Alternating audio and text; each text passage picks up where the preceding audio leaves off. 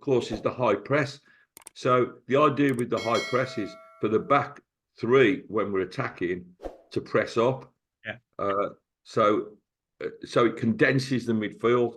So you're not going to have any players going behind the back three because obviously if the ball goes through the offside, so it makes the midfield a smaller space. And if you've got the ability to play that 1-2 touch and move, you're gonna rip teams to pieces, you know.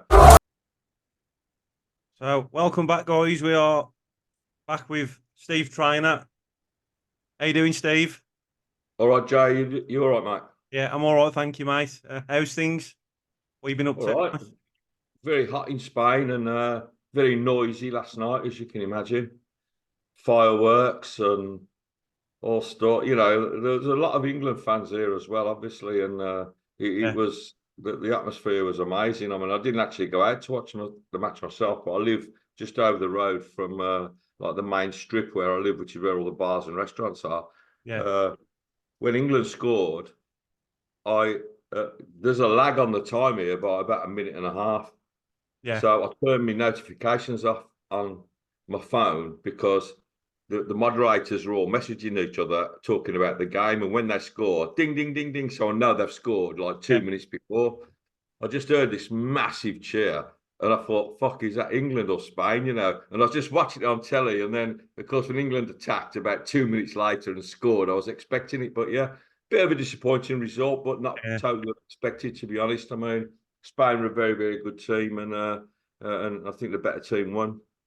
Yeah, they were pressing really well, weren't they, Spain? Always do, you know. And I think, I don't know, like England, they when they went forward, they had three at the back. When they defended, they went to the four, which I think was okay, you know. I just think when Spain scored the first goal, I think, you know, England were hanging on by the skin of the teeth, you know. They could easily have scored another, you know, and if we'd have scored a second, I think it would have been all over. But anyway, yeah, it's history now, so. Yeah, just a shame, innit, mate? It would have been nice to have won something, but oh well, we go again. Yeah. So, what's going on with Blues then, Steve? Have you heard anything that's not out there that you can share, or have you? Well, I've heard a few things that I can't honestly share, but I've put stuff, and I always do put stuff that I can share onto the Facebook group. I'm expecting to see a couple of Premiership loan players coming in shortly, I believe, and 2 defenders too. But I'll put a top. I can't put names on the defenders. One of the Premier League strikers, and I was going to write his name down before I come out before I got started, and unfortunately I didn't. But he's a young centre forward from Spurs. I wrote about him last week in the project. I just said I'd heard, you know, it's just something I've heard from a fairly reliable source.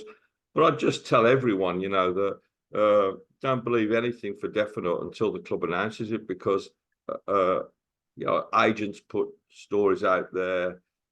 The best of us get fooled at times, you know, so you have to just look at the source and see how much you believe it and then take it from there, really. But I watched the friendly on Saturday at Pettibone.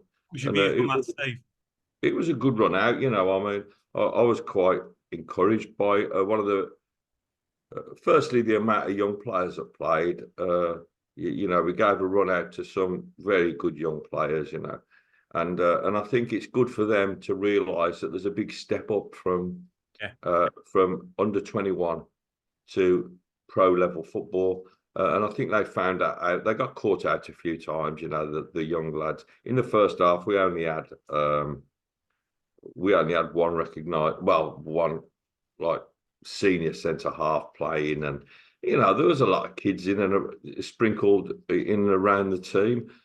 What I did like about it, and I was looking for it, and it was great, really, was the way that Chris Davis is trying to get them not to take more than two touches on the ball. Nice. And it's very similar to the way that Spain play, actually. Yeah.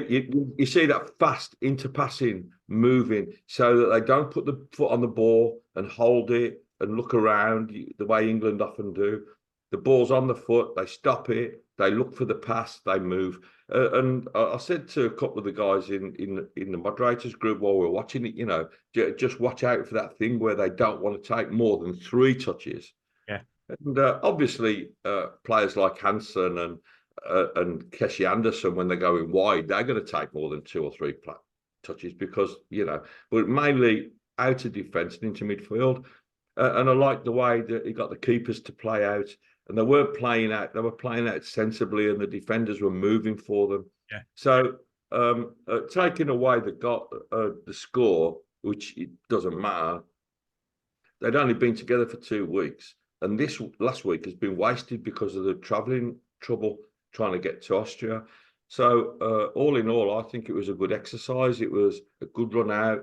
I think they probably lack a little bit of fitness still, but I think it was good. I think Anderson looked dead sharp when he was on. I think it was nice to see Hansen. Both goalkeepers looked quite confident playing it out. I got a feeling Alsop will probably get the nod to start the season. Kayla played well. There was too many youngsters to say who played. I mean, they all played really well. I don't think any of them had a particularly bad game. Fogarty, you know, is a big, strong lad, and he you know, he's not scared to go forward a little bit. He got caught out a couple of times, but again, that's experience. He was at, I think it was at Ross County last season, I think. No, or was that not him? It wasn't him. But anyway, and the nice thing and the thing that I was looking for as well is something Spurs do, and Chris Davis is really big on, is starting with a 4 or a 3, starting with the 3 when you're in possession going forward, a bit like England did last night, and then adding 1 if they need to, but more likely for us, we'll be starting with a 4 when we defend, but then when we're in possession, as soon as we go forward, then the communication between the back 4 gets one of the back 4 to invert into the midfield. So you end up, when you're going forward, with an extra man in midfield and 3 coming forward behind them. As soon as the opposition gets the ball, the defender drops back into the back 4. It's clinical, and it has to be done. It has to be perfectly timed. Communication has to be right, and I think that went wrong a couple of times on Saturday. But we've seen Sanderson actually being the spare man a couple of times on Saturday. Did you watch the game? I was at work, unfortunately, mate. Oh, right. But well, Sanderson, like, you know, a couple of times was the one that inverted, and he, you know, we've seen him coming forward with the ball down the middle. Then in the second half, we've seen him do an incredible right wing run right the way down the right wing and cross. But that's what it brings. It brings the extra man, and the opposition defence aren't looking to mark that player until they move. You know, so it's the way Spurs play. It's the way Chris Davis wants us to play, and I think it's exciting to watch. The fact that they only take 2 or 3 touches means that you get the ball from back to front really quickly. Yeah. You know, Dad went to my dad went to the Cannock Blues meeting, like, and he was telling me, like, he said that there was a surprise guest coming, and he said he was shocked. Fucking hell, it's Chris Davis, and yeah, that's nice. My dad did, and he said, you know, like, I'm really impressed with what he was saying and stuff and that, you know. Yeah, well, like I said, England did the same thing last night, but unfortunately, like, Gareth Southgate doesn't impress this 2-touch thing. Yeah. He inverts a player sometimes, but they don't. You know, last night England started with a 3, but when Spain were in possession, they went to a 4. But they don't do it going forward really, and of course they don't do the 1 and 2 touches because, you know, like, you know, I mean, for England, to me, the game slows right down when we start knocking the ball across the back 4. And if you watch Spain do it, they don't do it like that. That ball's going forward all the time. But enough about England. I'm sick of it, to be honest with you. You know, I'm more of a Blues fan than an England fan, but I would have liked England to do well, but it's not to be. So, yeah, yes, I think we're going to have some exciting times. And of course, at the moment with the friendlies, there's one on Wednesday when we travel to Moor Green. We're going to start seeing the team take a little bit more shape, and also as we get more players in, the team will take more shape. Yeah, and working up to, of course, the Rangers and the Albion games. which are the last two prior to the Reading game at St Andrews. So I think we'll see a gradual improvement.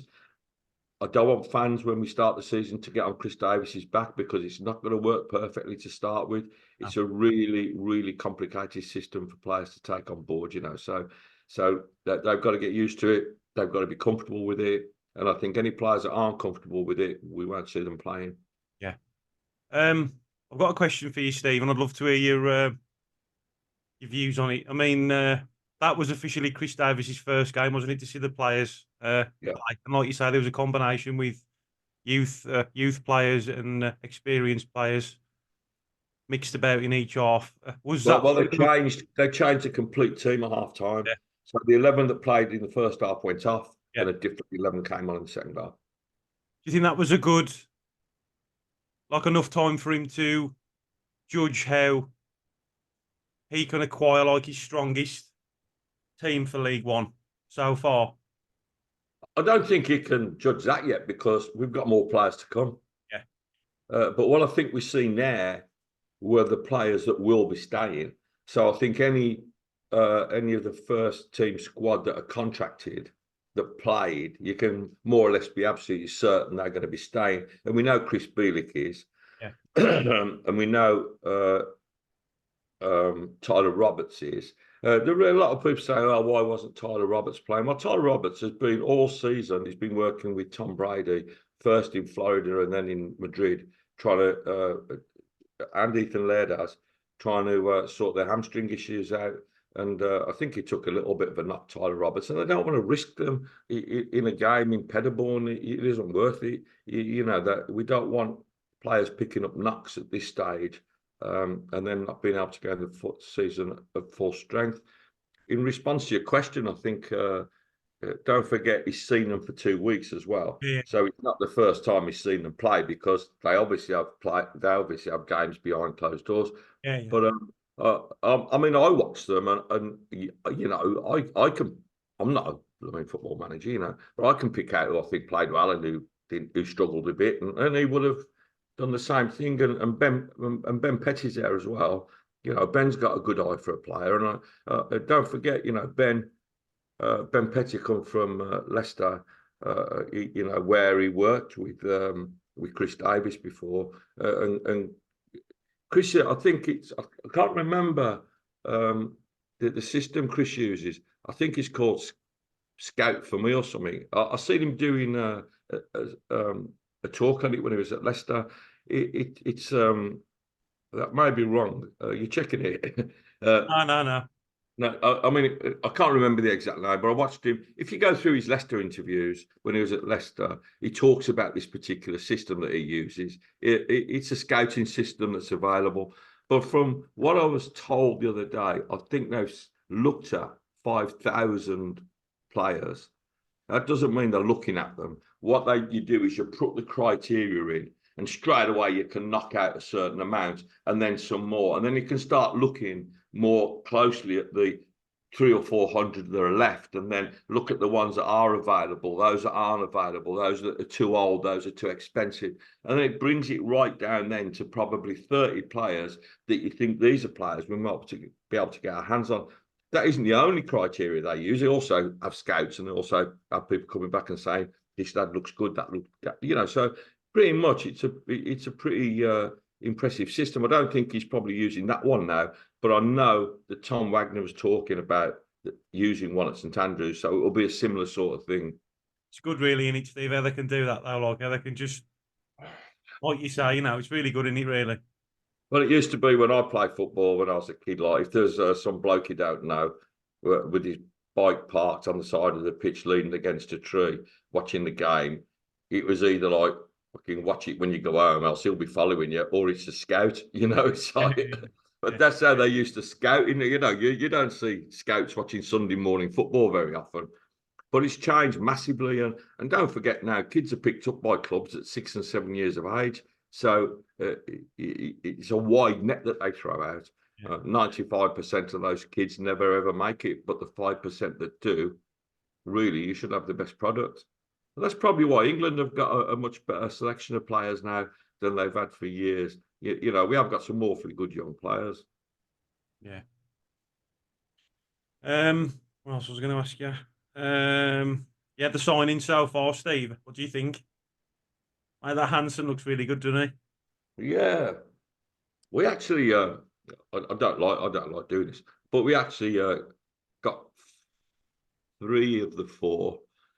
I knew about the goalkeeper, Peacock Farrell, and 5 weeks before he signed, I think there was a lot of issues going on with the signing, which is what I said earlier. Never take it for granted that if someone that you really trust tells you it's going to happen and it doesn't, because there's a lot of things before between agreeing to come and then finally moving. So Peacock Farrell is a good keeper. The only thing to me with Peacock Farrell, he's not very big. he? Well, he is. He's 6'2", I think, actually, but he's not as good in the air, I don't think, as Allsop. They both can play out from the back, but I think Allsop has got a better passing range on him. But Peacock Farrell's younger, so I think we've got 2 very strong players there. Alfie May is one I didn't see coming. I heard lots of rumours about him, but I just didn't know until he signed, and then when he signed, But I think Alfie May, when you look at his record, you ain't going to get much better than that for $500,000. Oh no, he's good. I mean, his goal scoring record is like better than 1 in 2 in League One. It's unbelievable. Yeah, I'm surprised they tried to let him go. Really. Yeah. Well, I don't think they had a choice. I think I'm not sure, but I think he's on the last year of his contract and stuff, and he wanted to go. And if you've got a player that wants to go, then you've got to let him go, really. But I think he's watching him on Saturday. You don't see him in the game, but you don't need to see him in the game if he scores once every 2 games. Yeah, his movement's pretty good, and he didn't have, he didn't have a Tyler Roberts alongside him. I think he'll play really well with Tyler Roberts. Tyler Roberts is great at passing that through the channels. He's a great passer of the ball just behind a striker. me and you said that also all last season, didn't we, Steve? What we was. Yeah. I love him. I do. A lot of people moan about him and whinge about him, but they all say he's made of glass and all this. Listen, the kid's had a lot of injuries in his career. It isn't a reason to have a go at him. He's doing his best, and some of the passing he makes, and he's quick as well. He's got good feet. He's got a great left foot on him, and he'd be ideal for May because he'll just put the ball into the channels that Alfie May will want to run into. That's the kind of player May is. He'll play off the shoulder and he'll hit it from anywhere. Inside the box. He scored all sorts of goals. So I think him and Tyler Roberts will be a handful. We could have another striker coming in, at least one, I would imagine. Obviously, we've got the Duke for emergencies. Yeah. But if it's the lad from, bloody hell, I'm really annoyed I can't think of his name. If it's the Right, lad from Spurs, everyone will know it's if they listen. If 19-year-old kid, is he? He's 19, yeah. Yeah. You might have seen the post. Yeah, I've seen it, bro. Forgot his bloody name. Yeah. But he gets absolutely. He's had rave reports. He was on loan last season somewhere. But Spurs love him. He's a good player. He scores. His scoring record isn't like Alfie May's, but he does a lot of assists as well. I think he's 6'2" or 6'1". So he's not huge, but he's going to have a little bit of something about him, and he's only a kid. Yeah. So. This is the beauty of League One, though, especially when you've got someone like Chris Davis as your manager, who's obviously a really thinking, as a coach, he thinks tactics deeply. Yeah. And particularly for Spurs, because if you're Spurs and you're Lopetegui, you want to, he will want his players to play the way that Spurs play. And he knows that that's the way Chris Davis plays. So if he's sending someone out for a year, perfect, because we play exactly the same as Spurs. Yeah. So he's not taking any risks there, Yeah. And of course, he knows Chris Davis really well. So we have that interaction. There's a couple of lads that I heard from Leicester. And I really want to say any names, but and of course, he has the contacts there with Leicester City, and he has that contact with the Celtic. Celtic. Yeah, Brendan Rodgers, because he's worked with Brendan Rodgers. Yeah, So, in fact, he's worked with Brendan Rodgers, I think, more than he's worked with anyone. So he's got a lot of contacts. And because he's been in the game for so long and he's such a respected young coach, no one's going to worry about taking a risk on Chris Davis. He just seems like really well organised to me, though, Steve. Do you think as well, like Chris Davis? He seems really It's all about organisation, Jay. Yeah. To be honest, the way they play the football, you're not going to have any room for, any dressing room prima donnas. You're not going to have people throwing sulks. If you don't fit into the way he does things, you're not going to play. And it doesn't matter how good you are, because it's almost like the way he plays the game and the way a lot of Premiership teams play the game. It's almost like a chess game. As a certain piece, you can only go in one or two directions. So everyone's got a job. In possession, your job is different to the job that you have out of possession. As soon as the opposition gets the ball, you fall back into the defensive formation, 4 at the back, 2 in front, defending the 4. But then when we go forward, one of the back 4 joins the midfield, making 5 in midfield, and we have a back 3 then, So it's all about communicating with each other, knowing where the play is and what it looks like, and it sounds complicated just talking about it. So when you're on the pitch, and the other thing, of course, is the high press. So the idea with the high press is for the back 3, when we're attacking, to press up. So it condenses the midfield. So you're not going to have any players going behind the back 3, because obviously if the ball goes through the offside, so it makes the midfield a smaller space. And if you've got the ability to play that 1-2 touch and move, you're gonna rip teams to pieces. If you get it right.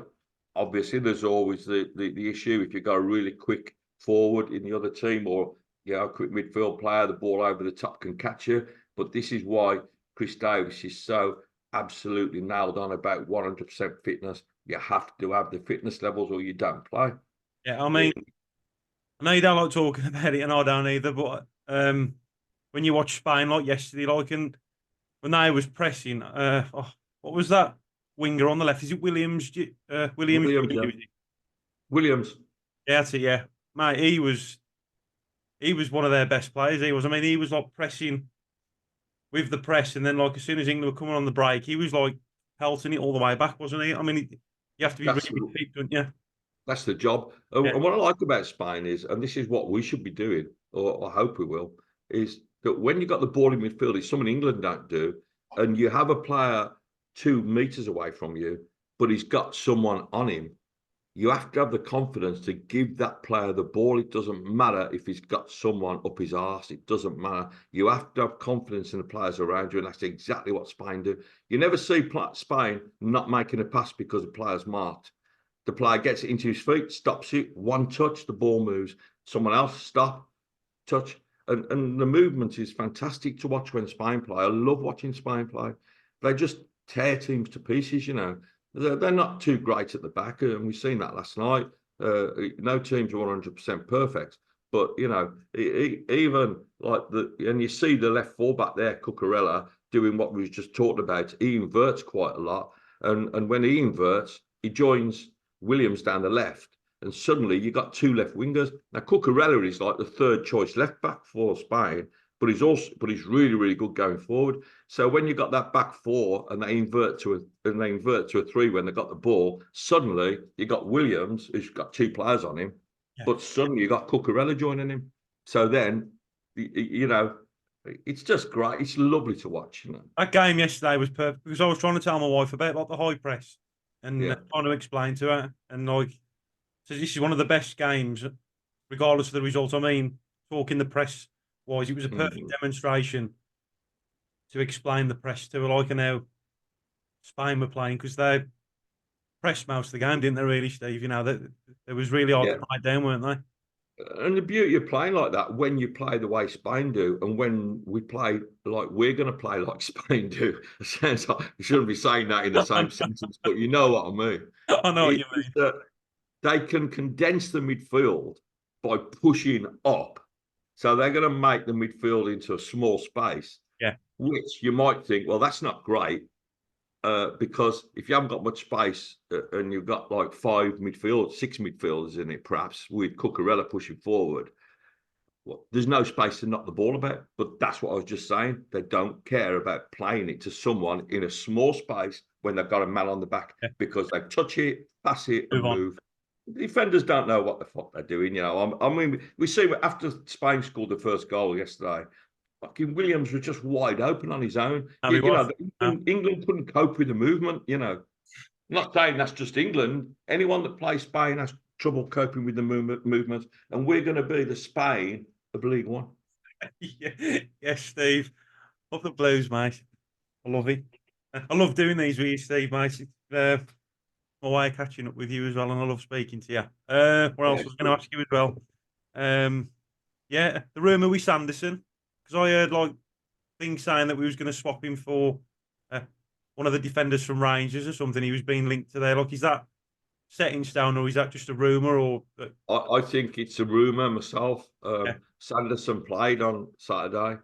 I've got a feeling Sanderson will be staying. I said to you a few minutes ago, look where the sources come from, and any of that, the ones I've seen about Sanderson going to Rangers, they've been going on since last Christmas. What they do is they just dig up. It's a quiet time of the season for journalists, and they're looking for stories. So they go back to December and see that Rangers were interested in Sanderson, so they just bring it up again. Now, I might be wrong. I don't know. I mean, this is just me guessing. But I think if Sanderson's on the way out of the door, he doesn't play on Saturday. Why play him? You didn't see Dembele playing, and I've got a funny feeling he'll be going. And we didn't see Bacuna playing, and we didn't see Longelo playing, and that's because I think they'll leave him. Yeah, you think Dembele will be going? I think he will. Yeah. They were training on somebody, I think on Tilton Talk Show or something, they said he was training on his own, but he wasn't training on his own. He was training with Tyler Roberts, Dembele, someone else. That he made the trip, but I think these were all carrying little injuries, so that they just trained separately, because it's a different, less intense training when you're training with a slight knock. Yeah, I mean, he'd be the Iron League one, wouldn't he, as well, Steve Dembele? Really, just back for me. Well, I think Dembele. I'm saying I think he's going. I mean, I may be completely wrong, Chris. This is what Chris Davis is doing now. He's looking at them. It doesn't matter what we think; it's what he thinks. And Dembele, there's no doubt about it. He's a very, very talented footballer, and he'd probably, he'd tear a few of those League One defences to pieces. But will Dembele track back the way we would put him to? Can he work in that system? Has he got the work ethic, and has he got the intelligence to play that way rather than just play as an out-and-out winger, which we know he's good at, but we've also seen the bad sides of him. And this is the same, I think, with Bacuna, where Bacuna can play, has got a great pass in him. He's a very talented footballer, but you ain't going to be seeing him stopping the ball once and passing it. We all know he likes to do his little flicks and tricks, and he just gets too tempted to do it, and I don't think that'll fit with Chris Davis's methods. Yeah. Because he was linked. I mean, has it been agreed, or I read something that he was going to some Turkish side or something? But I don't know, like, how true that is. I wondered if you knew anything on that. I don't know. I honestly don't know. But I think if he was staying, he probably would have gone on Saturday. Yeah. Well, I don't know. In all honesty, and it'll be interesting to see what the team is on Wednesday, because I did a little bit in the group this afternoon. I think as the friendlies go on, we'll see the team start to taper down a little bit. So it will get a little bit more like the starting 11, Yeah, so obviously, Saturday we played 22 players. We'll probably play less against Moor Green. I don't know. Moor Green, that's what they used to be called, against Solihull Moors. They may go for the full 11 swap again. I don't know. I don't think they will. And then we've got the Walsall game, Shrewsbury, Rangers, and West Brom. Yeah, it's exciting, mate. You got a Walsall is down the road from you, isn't it? Yeah. I'll be going, mate. 17 quid a ticket. Brilliant. Yeah. Always used to like going to the Shrewsbury one. Shrewsbury's a great place to go. I mean, I've been to the old Game Meadow loads of times, but Shrewsbury's always a good day out for a friendly, I think. Yeah, my dad's going there. Like he's off work, but I think my shift falls on that, so I won't be I won't be able to go to that one. But I think I'm going to the Walsall one. I'm definitely going to the Rangers one as well. Can't wait for that one. It's going to be good, mate. There's a lot of people worrying about the Rangers game, and I mean, I remember Like Rangers in what going to the respect? park. Well, Blues have got this sort of thing with Rangers where we tend to be more of a Rangers team, I think, or support, and Villas tend to be a bit more Celtic. Although it's bullshit really because there's an affiliation apparently between, and I know there is some affiliation between Blues and Rangers, but the way Rangers and Celtic travel if they play friendlies, and it ain't just them, it'd probably be the same with Hibs and one or two others. When they go to England in a pre-season friendly, it's like going abroad to them, Yeah. So they all come down. They've got 7,250 tickets, which have sold out at St Andrews. You can guarantee on the Tuesday, it's probably a good job it's a Wednesday and not a Saturday, but I ain't going to be too worried about taking a few days off work. So they'll arrive on Tuesday. You're going to have a lot of pissed up northern men wearing skirts, kilts around town. And then, of course, Wednesday, you're going to have it full on, We're going to have I hope we're going to have the fan park open, but I don't know if we will. I know they wanted to try and get it open for the Euros. If it had been open yesterday, it would have been absolutely brilliant, Yeah. But I know they've had difficulty. They're behind schedule with the building a little bit. And so it may not be ready for them, but I would think it will be. It's only a week. It's only 10 days before the season. So you're going to have a lot of alcohol involved with this. You're going to have you've got a massive away following.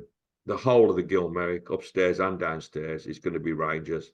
So there's always that, with Blues' reputation as well, there's always that tiny little bit of worry in the back of your mind about things going wrong, but we don't want to look at it like that. And hopefully it's going to be a good game and everyone's going to enjoy it. It's for Trevor Francis's memorial at the end of the day. Yeah. So that's something that we can't forget. That's the objective. Yeah, it's going to be brilliant, mate. I mean, I'm looking forward to all the self-pause and everything. I've said it on a few podcasts. Because the West Brom game will be a good game, I think. That was one of the problems last season. The catering weren't the best, and depending on where you sat as well, mate. It'd take you half an hour just to get served, and then half time the game's 15 minutes into the game, you're still queuing up for a drink and stuff. So I mean, I'm hoping. Well, I'm looking forward to seeing what that's going to be like. Really, they're trying to do a lot of new stuff. So the pop-up, the fan zone should be really, really good. The new club shop's going to be absolutely brilliant. We've got a lot of new areas opening within the ground. We just found out there's going to be a lot more disabled parking available. There's going to be 3 streets that are usually cordoned off for games that the club have managed to get them open for blue badges on match days. Yeah. So that's Tilton Road, Cattell Road, and somewhere else. Can't remember the other one. So that's a lot of disabled parking, so people can get closer to the ground. Don't be too hard on them with the catering, because it's going to be the first real run out of it. Disabled facilities, I know that the OSC, the disabled OSC, I forgot, ODSC or something. I know that they're working on a lot of stuff for the disabled supporters, because Obi, who looks after who sort of runs our disabled stuff, is a part of their. In fact, I think he's running it at the moment for the club. So I know Obi's really, really good at his job, and I know the club are absolutely hell bent on getting this right. So I think the disabled facilities are going to be better. Access to the ground should be better. The start of the season, I don't think it's going to be ready for the Albion and the Rangers games, although I'm just guessing. Wheels is going to have supporter parking, so you can park on the Wheels site. Now, don't ask me too much about the plans, but because I don't know exactly where, but they're going to be having car parking down there with a minibus shuttle up to the ground. So the minibus shuttle We'll also have lifts on it so that wheelchairs and stuff can be used. That's good, So, isn't it? well, it's, you know, the thing is, Jay, it's like you can still look at that and pick holes in it. But in all truthfulness, if you look at the way it was 2 years ago, I mean, just look where we are now and look where we were. I mean, Knighthead and Tom Wagner, and always mention, you know, like the likes of Jeremy Dale and Gary Cook. We can have a little moan at them when we want, but in all honesty, they've done an absolutely fantastic job, and they should be proud of what they've done.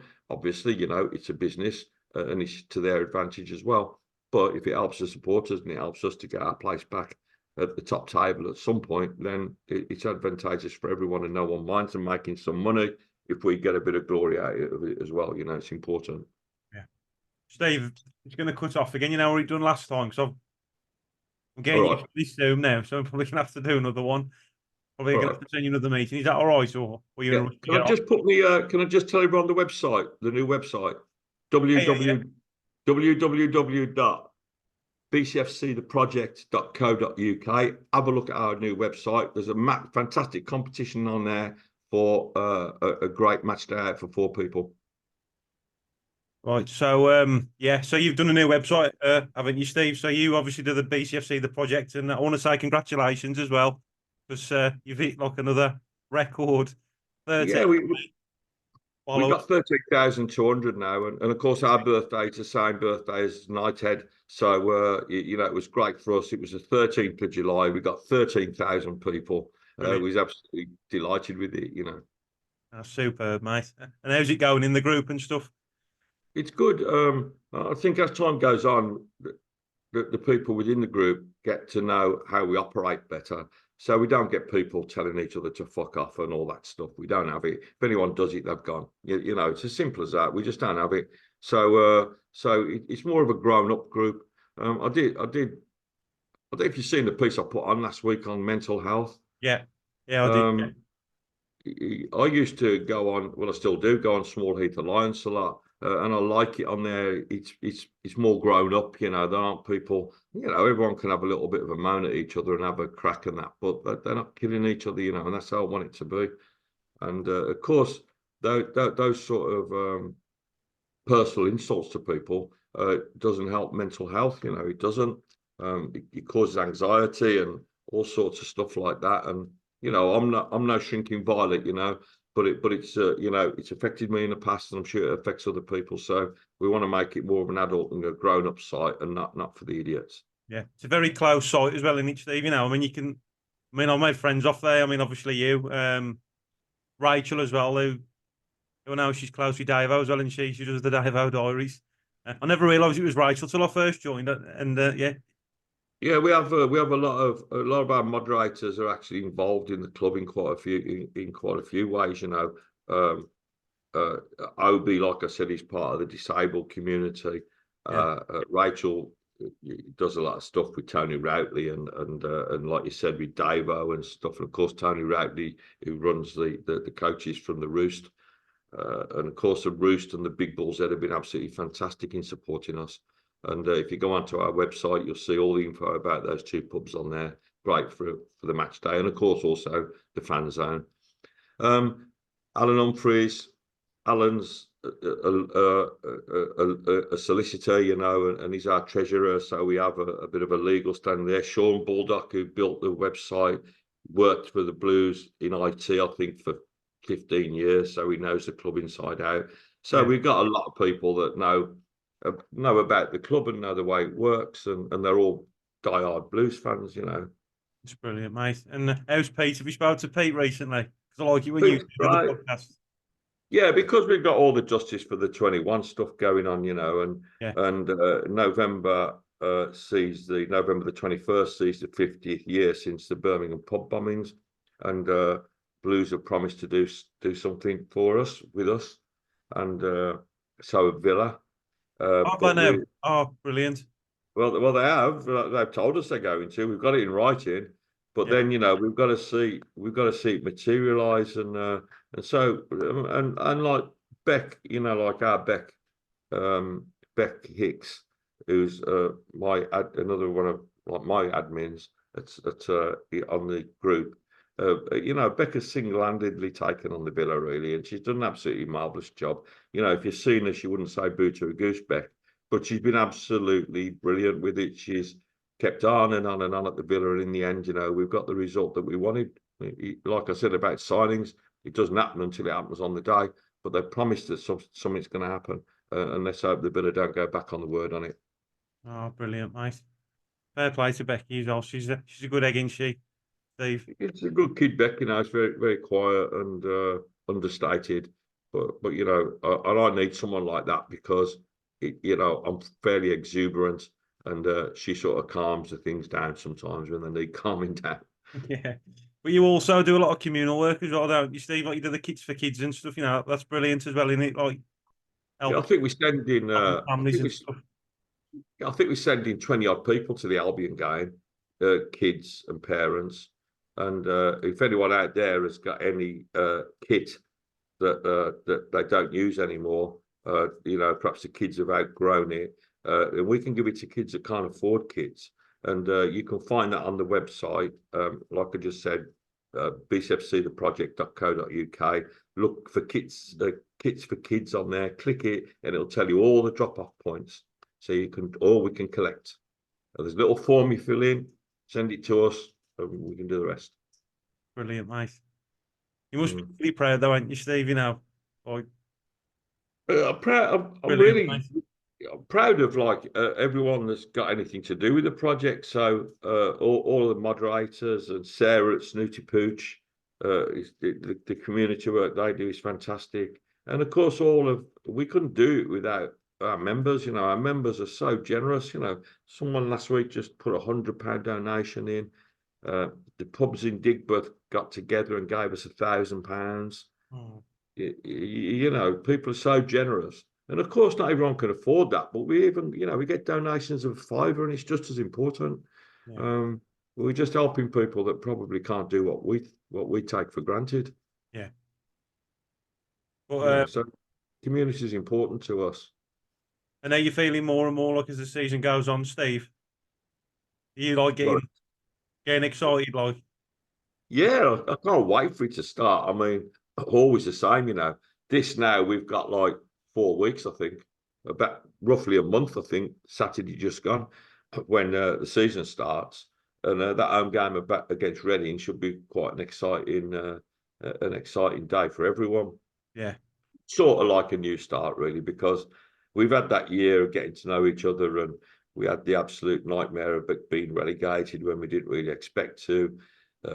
Sort of just walked into it, and it's typical Blues, everything going right, and we shoot ourselves in the foot. But now is the time, you know. Everyone has to step up now. Chris Davies, we're all saying how great he is, but Chris has got to prove himself as well. The players have got to prove themselves. The fans have. Knighthead have. Everyone now has got to bite the bullet and get us back into that championship. It's vital. Do you expect us to go up? First time of asking, like, is it I like a do. bust in your opinion, Steve, or are you happy? In my opinion, and people are going to say, this league's no walkover. It isn't. Yeah. But we should win this league. That's all I'm going to say. You know, we should win this league. I don't think there's anyone in that league, in that division, that is more capable of winning the league than we are. Yeah, just as simple as that. So you're There's expecting always a dark horse, you know, but are you expecting Blues to go up? First time asking? yeah, definitely I am. Yeah, Yeah. I think a lot of people are. Yeah. You know, so I expect us to go up. Quality of player that I think we're going to have. The management skills of Chris Davies, the support of what's going to, you know, listen, I would think now, probably by today, we've probably sold nearly 18,000 season tickets. Brilliant, isn't it, mate? Well, you had an away allocation of say 2,000 to that. That's 20,000. Take out your corporates and that. Let's say another 1,000. That's 21. It only leaves 6,000, 7,000 match day tickets available. Yeah. That ground is going to be sold out every week if we do okay, you know. Yeah, yeah. So I mean, imagine being, you know, Crawley Town and coming to St Andrews, and you got 30,000 gates staring you in the face, you know, with all the razzmatazz, that Knighthead do, and looking at the stadium and seeing the fireworks and looking at our Rolls Royce of a team, it's it'll be brilliant.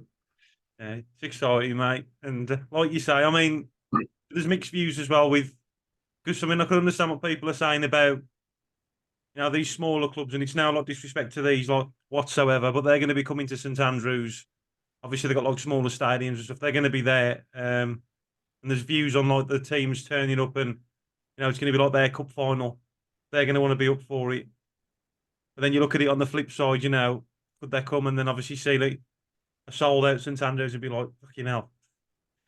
I think when we play teams, and the way Chris Davis will look at it is, you'll look at teams, and obviously there's one or two players you're going to have to know and you're going to have to watch and you can give a little bit of attention to. But I think we're going to play the way we play. We're not going to fit into the way other teams play. So we're not going to worry too much about how Crawley play or how Huddersfield or Bolton or wherever it comes. We're going to play that 3 at the back, with 4 at the back, someone inverting, the high press, 3 at the back going forward, 4 at the back defending, 2 touches, pass and move. We're going to play that way. It doesn't matter who you play against. And like I said, when you get players who are up your arse, it doesn't matter how good they are. If you can put on the put the foot on the ball and move it to someone, well, that's it. You're not, unless you get clattered, we're going to be hard to play against if we get it right. Yeah. If we don't get it right, it'll be a fucking nightmare. Again. Come on, Blues. Only Blues. You can do it. Hopefully you can do it. But yeah, Steve, I've really enjoyed talking to you again, mate, and having a catch up. Thanks, guys. Most importantly, thanks for making time for me again, mate. No problem, anytime. I love talking to you, Steve. You too, Jay. Up the Blues, eh? Yeah, mate, keep right on, mate, up the Blues. Keep right on, mate. You look after yourself, Jay. And you, Steve, I'll come and see you one day, mate. I'll come over there, mate. You're always welcome. You're always welcome. I will, mate. I'll try and do it next year if I can. All right, Jay. See you later, mate. Sounds, Steve. Keep right on, mate. Bye. See you later, mate.